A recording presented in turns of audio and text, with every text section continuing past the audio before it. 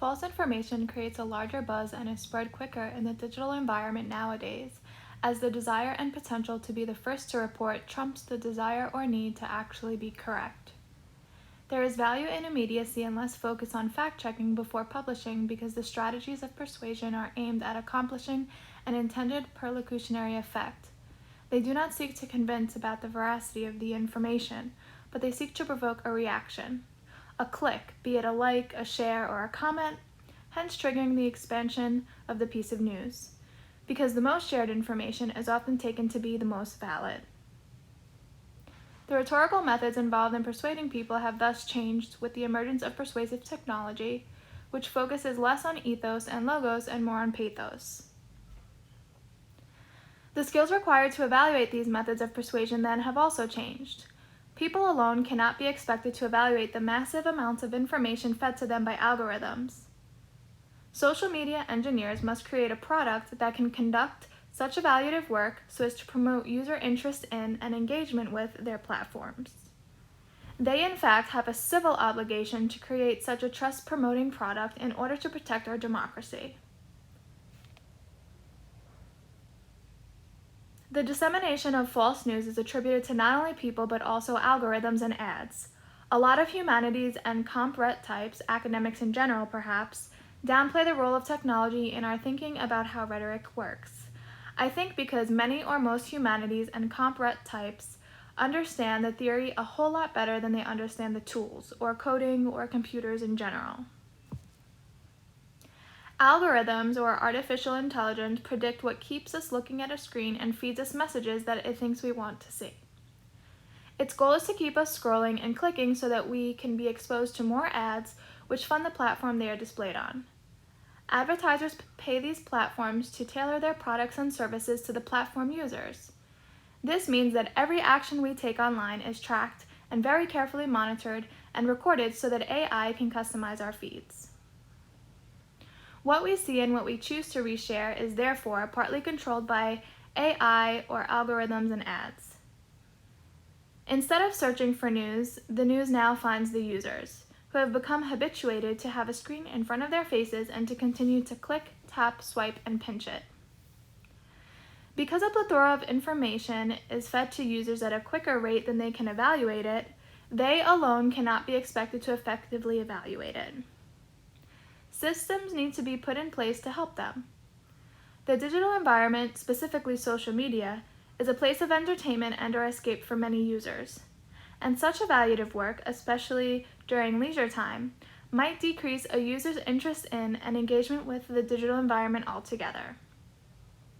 Not only this, but if digital users do not put their evaluative work in, and if platforms do not either, users might mistrust everything online, which also threatens user disengagement and thus a loss of profits for the digital platforms and the companies behind the ads displayed there.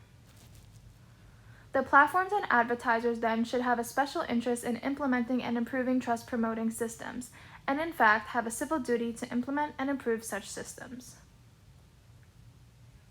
Rather than allow facts, logic, and reasoning to guide decisions, our emotions are guiding them, which according to Noam Chomsky in Requiem for the American Dream, is the goal of advertising companies so as to keep the oppressed class unconscious of their position in society. According to Chomsky, the advertising industry is dedicated to creating consumers. It's not so easy to control the population by force, so you had to have other means of controlling people, by controlling beliefs and attitudes. One of the best ways to control people in terms of attitudes is what the great political economist Thorstein Veblen called fabricating consumers. If you can fabricate wants, make obtaining things that are just about out of your reach the essence of life, they're going to be trapped into becoming consumers. They're to be spectators, not participants, and there you get a properly functioning democracy. I understand Chomsky's use of the term democracy here as capitalist society, because my understanding of democracy in a capitalist society is a market based on informed consumers making rational choices. If this were the case, Chomsky says, we would have a TV ad that consists of, say, General Motors putting up information saying, here's what we have for sale. That's not what an ad for a car is. An ad for a car is a football hero, an actress, a car doing crazy things like going up a mountain or something. The point is to create uninformed consumers who make irrational choices. That's what advertising is all about.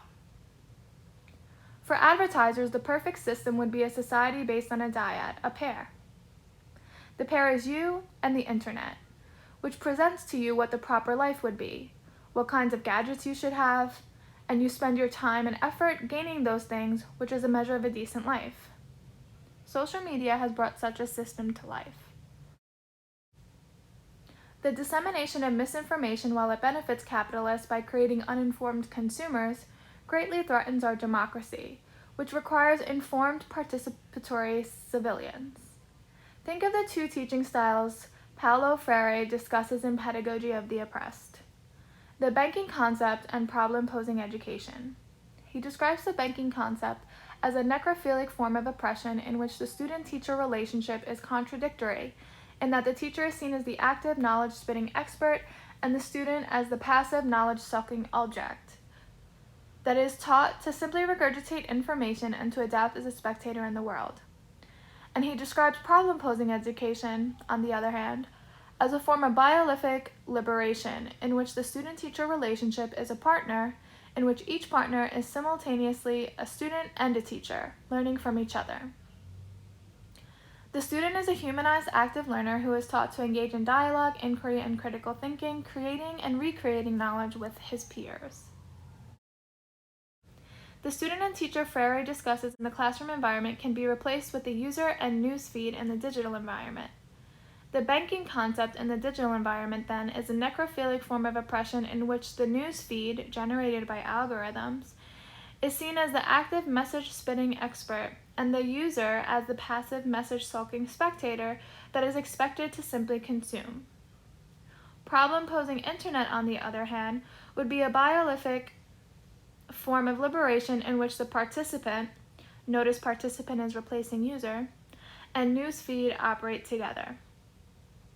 The participant being the humanized informed agent who actively engages in dialogue, inquiry, and critical thinking, creating and recreating knowledge with not only other participants but also the algorithm, thereby taking more conscious control over the newsfeed. Freire notes that no one can be authentically human while he prevents others from doing so. Social media engineers, then, cannot be authentically human by allowing a digital environment aligned with the banking concept to continue. Social media engineers have a civil duty to work on transforming the digital environment into a problem-posing one to protect our democracy. Twitter, Facebook, and Instagram have begun fighting the spread of false news. Twitter has introduced false information warning labels on tweets stating that it will take action based on three broad categories: misleading information, disputed claims, and unverified claims. Misleading information with severe propensity for harm is removed, while that with moderate propensity for harm is labeled. Disputed claims with severe propensity for harm receive a warning, while those with moderate propensity are labeled. Finally, unverified claims, no matter the propensity for harm, have no action. Facebook is also working to reduce the spread of misinformation by disrupting economic incentives because most false news is financially motivated, building new products to curb the spread of false news, and helping people make more informed decisions when they encounter false news. Posts with misinformation are flagged by third-party fact-checkers as disputed and ranked lower in the newsfeed. Users also have the option to flag posts by clicking the upper right-hand corner of the post to report the photo for false news. Instagram is working to reduce the dissemination of fake news too. The platform works with 45 third-party fact-checkers across the globe who are certified through the Nonpartisan International Fact-Checking Network to help identify, review, and label false information. According to Instagram, when third-party fact-checkers identify false information, we make it harder to find by filtering it from Explore and hashtags, and reducing its visibility in feed and stories. We also help people to decide for themselves what to read, trust, and share by giving them more information on posts with false information warnings.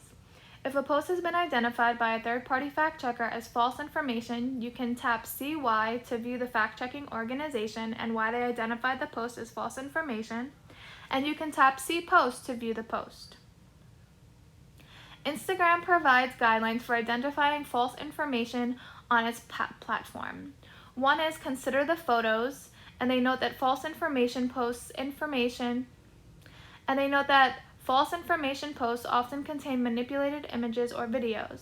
Sometimes the photo can be authentic but taken out of context. You can search elsewhere for the photo or image to verify where it came from. Another guideline is be skeptical of headlines. False information posts often have catchy text in all caps with exclamation points. If shocking claims in the headlines sound unbelievable, they might be. Another guideline is watch for unusual formatting. Many false information sites have misspelling or awkward layouts. Read carefully if you see the signs. And one more is inspect the dates. False information posts may contain timelines that make no sense or even dates that have been altered.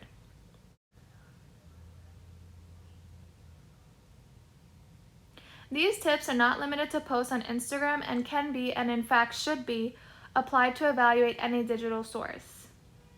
I discovered that Instagram was marking posts as false information when I posted an image of my story with the quote, "I freed 1,000 slaves. I could have freed 1,000 more if they only knew they were slaves," which was attributed to Harriet Tubman. My story post was labeled false by the fact checker PolitiFact, and the following additional information was provided by Instagram. Pants on Fire states Harriet Tubman never said she could have freed more slaves if only they knew that they were slaves. I reposted the quote and cropped out the attribution to Harriet Tubman, and it was not fact-checked. I also posted the quote with the attribution to Facebook to see if the platform would also mark the post as false, but it did not fact-check it as quickly as Instagram did. While awaiting Facebook to label my post as having false information, I attempted to report my own post as having false info, but Facebook does not offer such an option for your own post. I imagine the platform expects a user to delete the post rather than report it. Facebook did eventually label my post as having false information. While Instagram fact-checked my post quicker, it provided only one fact-checking source, which was PolitiFact. Facebook, on the other hand, which took longer to fact-check my post, provided multiple fact-checking sources, including PolitiFact, Snopes, Africa Check, and Check Your Fact. It's important to note that Facebook's fact-check was visible only on the computer, not on my phone, and that while Instagram labeled the post in my story as having false information, it did not label the same post to my wall as having false information. Also, I did not receive a notification on either platform that my post contained false info. I had to review my own post to learn that it had false information. Had I not returned to view my own post, I would have never known that it contained false information. I suggest that social media platforms not only notify users and participants when their posts contain false info, but also build a product to detect what is outlined in the aforementioned Instagram guidelines for evaluating a source.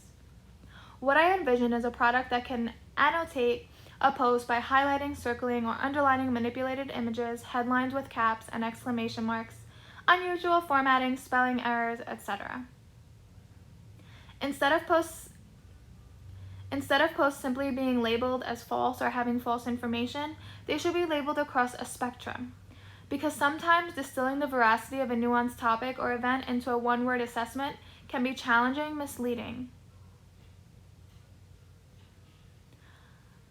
or misleading. A broader spectrum of rating should be used to label messages, including the following ratings: true, mostly true, mixture, mostly false, false, unproven, outdated, miscaptioned, misattributed, scam, labeled satire, etc., which Snopes.com uses. Depending on how many errors are detected, the post can be labeled with a % rating for how likely it is to contain false info, and then the informed participant can choose to conduct further research to evaluate the truthfulness of the post. People are not excluded from all evaluative work. We are also partly to blame for the dissemination of false news because we have free will to choose what we repost, despite what is fed to us.